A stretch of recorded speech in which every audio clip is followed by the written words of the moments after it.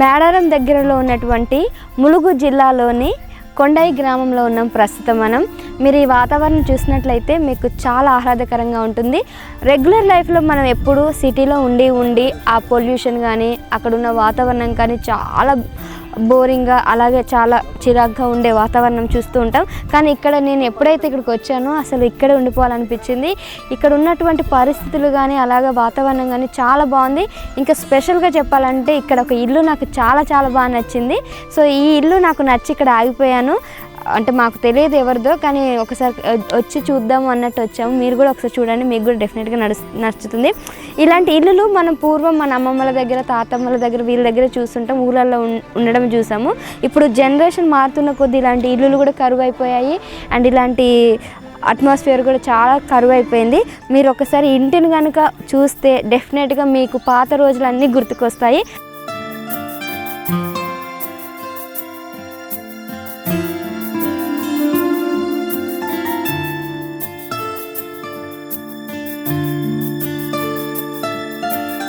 మరి ఇంటిని కూడా మీకు చూపిస్తాం. అంతకన్నా ముందు ఇక్కడ సరౌండింగ్స్ ఉన్న ప్లేస్లు అన్నీ ఒకసారి అబ్జర్వ్ చేయండి, చాలా బాగుంది.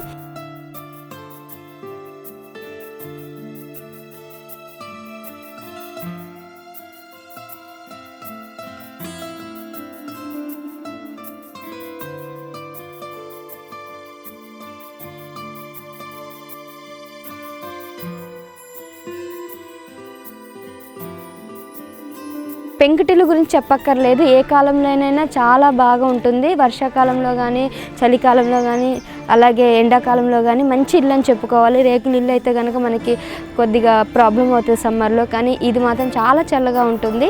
ఇంటిని కూడా వాళ్ళు ఎలా చేశారంటే పేడతో అలకడం వల్ల ఇల్లు కూడా చాలా శుభ్రంగా ఉంటుంది. మీకు తెలిసే ఉంటుంది పేడతో ఎందుకు అల్లుతారు, ఎటువంటి క్రిములు ఎటువంటి చీడపురుగులు ఇంట్లో చేరకూడదని ఇలా చేస్తూ ఉంటారు. ముగ్గులు కూడా ఎంత ముద్దుగా పెట్టారో ఒకసారి చూడండి. అండ్ మీకు ఇంకొక విషయం చెప్పాలంటే ఈ ఇల్లు మొత్తం మట్టితోనే చేశారు.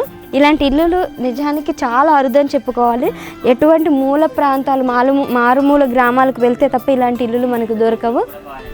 రండి, ఇక్కడ వీళ్ళ జీవన స్థితి ఎలా ఉందో ఒకసారి చూద్దాం. ఈ పొయ్యి చూసారండి, ఎప్పుడైనా చిన్నప్పుడు చూసిన పొయ్యి అండి. ఇప్పుడు మన కిచెన్లలో ఎలాంటి పొయ్యిలు ఉన్నాయో అంత మోడర్న్గా ఉండే పొయ్యిలు చూస్తూ ఉంటారు మీరు, కానీ ఇప్పుడు దానికి భిన్నంగా పూర్తిగా భిన్నంగా ఉంటుంది కట్టెల పొయ్యి. మనకు కట్టెలు కొట్టుకొని ఇలాంటి పొయ్యిలో వండడం కొద్దిగా కష్టమే ఇప్పుడున్న వాళ్ళకి, కానీ ఇక్కడ వాళ్ళకి మాత్రం ఇది చాలా నార్మల్ అయిపోయింది. అండ్ ఇందులో వండే వంటలు కూడా చాలా అద్భుతంగా చాలా టేస్టీగా వస్తాయి. మీరు నమ్మరు, కానీ ఇక్కడ ఇంతకుముందు యాక్చువల్గా మట్టి కుండలు ఉండేవి. మట్టి కుండలో ఏ వంట వండినా కూడా అద్భుతంగా అంటే అద్భుతంగా ఉంటాయి. అండ్ ఇది కూడా మట్టితో చేసిన పొయ్యి అన్నమాట, చాలా బాగుంది. ఇది తెలుసా అండి, పాతకాలపు మిక్సీ. మనకి ఇప్పుడు మిక్సీలు గ్రైండర్లు వచ్చాయి కదా, సో అప్పట్లో అవి ఏమీ లేకపోతుండే. దీంట్లోనే మినుములు పెసర్లు వేస్తే అవి యాక్చువల్గా మనకి రౌండ్ మినుములు ఉంటాయి కదా, 2 పీసెస్ కింద రావాలంటే దీంట్లో వేయాలి. దీంట్లో వేస్తే ఇలా విసిరామనుకోండి 2 పీసెస్గా బయటకు వచ్చేస్తాయి. మినుములు కానీ పెసర్లు కానీ ఇలా వేసి విసుక్కుంటారు. దీన్ని విసిరాయి అని అంటారు. ఇప్పుడు ఎవరింట్లో లేవు, కొనడం కూడా కష్టమే, అలా చేయడం కూడా కష్టమే. రోలు రోకలి మిక్సీలో మనం మిక్సీ పట్టకుండా ఇది వాడతారు. ఇది మాత్రం చాలామందికి తెలిసే ఉంటుంది, ఎందుకంటే ఇప్పుడు కూడా కొంతమంది మన పెద్దవాళ్ళ అమ్మమ్మలు వాళ్ళు వాడుతూ ఉంటారు. మన సిటీలో కూడా ఉంటుంది. ఇది కొత్తగా చెప్పాల్సిన అవసరం లేదు. ఇంట్లో మిక్సీలో వేసిన చట్నీ కన్నా దీంట్లో వేసే చట్నీలు ఏమైనా చేసుకుంటే మాత్రం మస్తు ఉంటుందండి, చాలా చాలా బాగుంటాయి. నాకైతే ఇందులో వేసిన చట్నీలు ఏవి చేస్తే చాలా బాగా నచ్చుతాయి. అండ్ ఇది చూసారా, దీన్ని దిబ్బ అంటారు, అంటే మా ఊర్లో దిబ్బ అంటాం, మరి ఇక్కడ ఏమంటారో తెలియదు. మీరు ఏమంటారండి? వడ్ల గుమ్మి. తెలంగాణలో వడ్ల గుమ్మి అంటారు, ఆంధ్రాలో దిబ్బ కానీ ఇంకా వేరే ఇతర పేర్లు ఉన్నాయి, నాకు అంతగా ఐడియా లేదు. దీంట్లో వడ్లు వేసి అలాగే స్టోర్ చేస్తారు. ఎన్ని రోజులు అంటే అన్ని రోజులు ఉంటుంది. చాలా రోజులు స్టోర్ చేసిన తర్వాత దాన్ని తీసుకొచ్చి అమ్ముతారనమాట.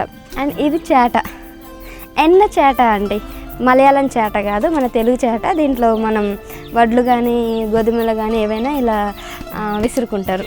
ఇది కూడా అందరికి తెలిసే ఉంటుంది, కొత్తగా చెప్పక్కర్లేదు.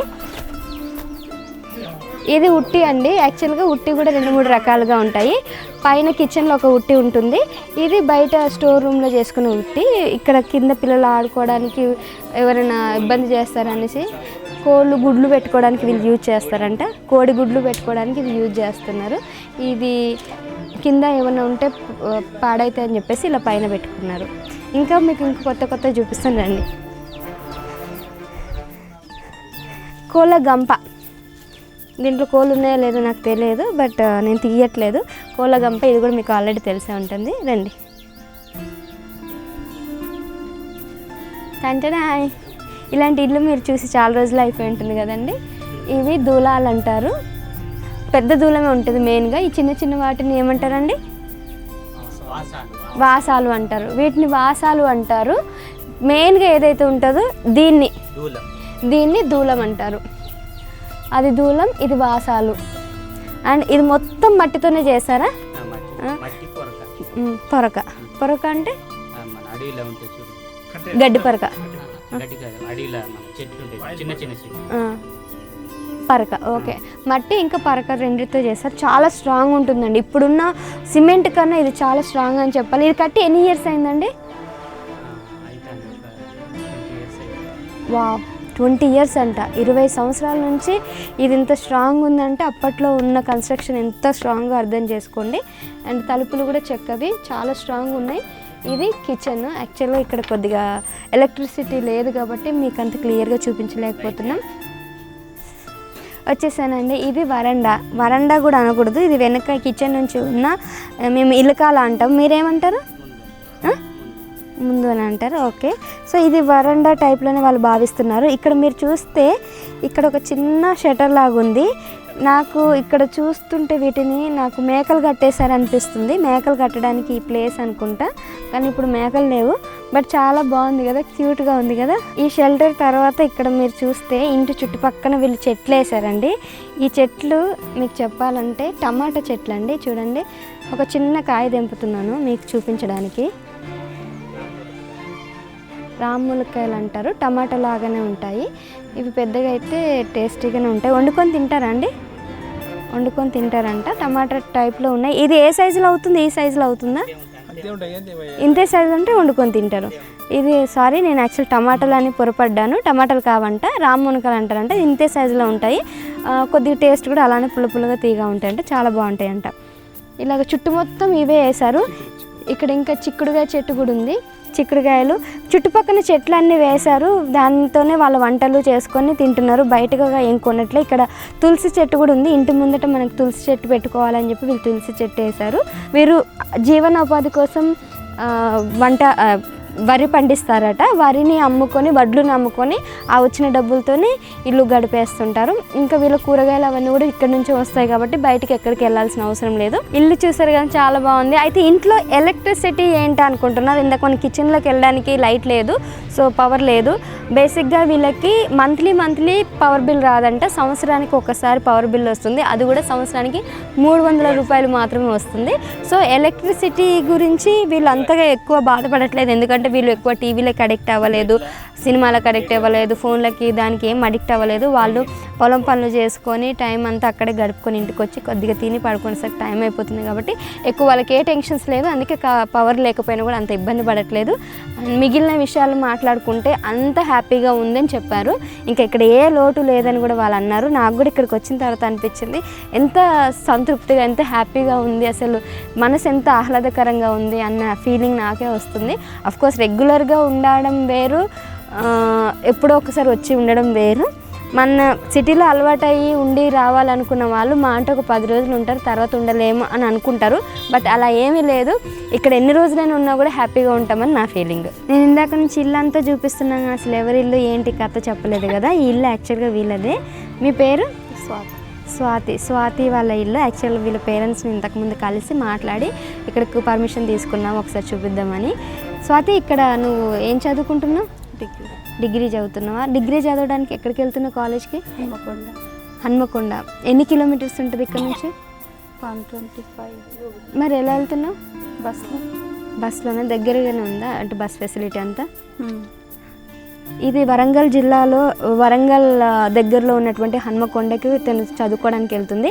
నేను ఇంతకుముందు చెప్పాను కదండి, ఇది ములుగు జిల్లాలోని కొండాయి గ్రామం పంచాయతీ ఊరు. ఇది దొడ్ల అంటారు దీన్ని. కాళికాదేవి సొంత ఇల్లు. ఇది మీది, అది మీ కొడుకుదా? మీకు ఇక్కడ అంతా బాగానే ఉందా? ఏం బాగా వ్యవసాయం చేతగాక మా పిల్లగానికి ఇంత చేతగా ఇంత నౌకరు చేసిండు ఇన్నాళ్ళు. ఈ రోజులు బాగుపడ్డాడు. కొన్ని కొన్నాళ్ళు చేసిండు. నౌకరు చేసినోడు ఎంత వ్యవసాయం చేసేత కానీ ఇంకా అందరికి పాలకి ఇచ్చి ఇంత అంత ఇస్తే 3 పిల్లలు నాకు పెద్దగానే ఉంది. ఇలా అందరు కాలేజ్కి వెళ్తున్నారా? మీరు ఇక్కడ చూస్తున్నారండి, ఇక బాటిల్ కట్ చేసి ఇక్కడ దూలానికి కట్టి దాంట్లో సెల్ ఫోన్ పెట్టారు. ఎందుకు ఇలా పెట్టారంటే సిగ్నల్ లేక ఇలా పెట్టారంట. ఇంట్లో వెళ్తే సిగ్నల్ ఉండట్లేదు. మేము వచ్చినప్పటి నుంచి నా ఫోన్ అస్సలు పనిచేయట్లేదు. నేను ఫోన్కి చాలా ప్రాబ్లం అయింది. సో వీళ్ళకి కూడా ఇదే ప్రాబ్లం అవుతుందని చెప్పి ఇలా చేస్తున్నారు. ఇక్కడ కూడా వీళ్ళు ఇలానే పెట్టి ఫోన్ ఇలా పెట్టారు.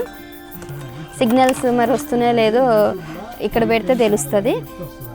కరెంటు కూడా కొద్దిగా తక్కువ వస్తుందంటే ఎక్కువ రావట్లేదు అని అంటున్నారు. ఇక్కడ కొన్ని సమస్యలు అయితే ఉన్నాయి. ఉండడానికైతే బాగుంది, చూడడానికి బాగుంది, కానీ కొద్దిగా పవర్ ప్రాబ్లం ఉంది, వాటర్ ప్రాబ్లం ఉంది, రోడ్ల ప్రాబ్లం ఉంది, ఇంకా మరుగుదొడ్ల ప్రాబ్లం కూడా ఉందని కూడా చెప్తున్నారు.